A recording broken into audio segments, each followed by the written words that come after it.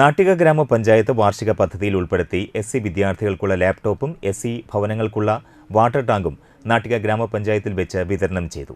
വിതരണോദ്ഘാടനം ഗ്രാമപഞ്ചായത്ത് പ്രസിഡന്റ് എം.ആർ. ദിനേശൻ നിർവഹിച്ചു. വൈസ് പ്രസിഡന്റ് രജനി ബാബു അധ്യക്ഷയായി. അംഗങ്ങളായ K Santhosh, Sreedevi Madhavan, Suresh Iyani, Aisha B Jabbar, Nikhitha P Radhakrishnan, P Binu, CS. Manikandan, PV. Senthilkumar, CS. Manikandan, assistant secretary Preetha എന്നിവർ സംസാരിച്ചു. 73 വാട്ടർ ടാങ്കും 23 ലാപ്ടോപ്പുമാണ് വിതരണം ചെയ്തത്. 24 കുട്ടികൾക്കാണ് നമ്മൾ ലാപ്ടോപ്പ് കൊടുക്കുന്നത്. അതിൽ ഏകദേശം ഒരു 10 കുട്ടികൾ മാത്രമാണ് രേഖകൾ ഹാജരാക്കിയിട്ടുള്ളൂ. കൃത്യമായിട്ട് പ്രൊഫഷണൽ കോളേജുകൾ എന്നുള്ള രീതിയിൽ തന്നെ വേണം. അത് സർക്കാരിൻ്റെ കീഴിലുള്ള മറ്റ് പ്രൈവറ്റ് കോളേജുകൾക്കൊന്നും സർക്കാർ അംഗീകൃതമല്ലാത്ത കോളേജുകൾക്ക് കൊടുക്കണില്ല, അത് അംഗീകരിക്കണില്ല. അപ്പോൾ എന്തായാലും ഏകദേശം ഒരു 4 വർഷം കൊണ്ട് 55 ലക്ഷം രൂപയോളം എസ്.സി. മേഖലയിൽ തന്നെ ലാപ്ടോപ്പിനായിട്ട് നമ്മുടെ പഞ്ചായത്ത് കൊടുത്തിട്ടുണ്ട്. മത്സ്യത്തൊഴിലാളി മേഖലയിൽ വേറെ.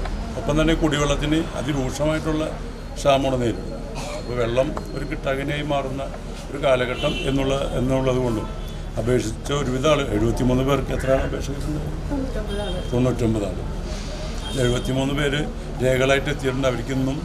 ഇന്ന് വന്നവർക്ക് ഇന്നും നാളേക്കായിട്ട് കൊടുത്ത് ഇത് തീർന്നു. അപ്പം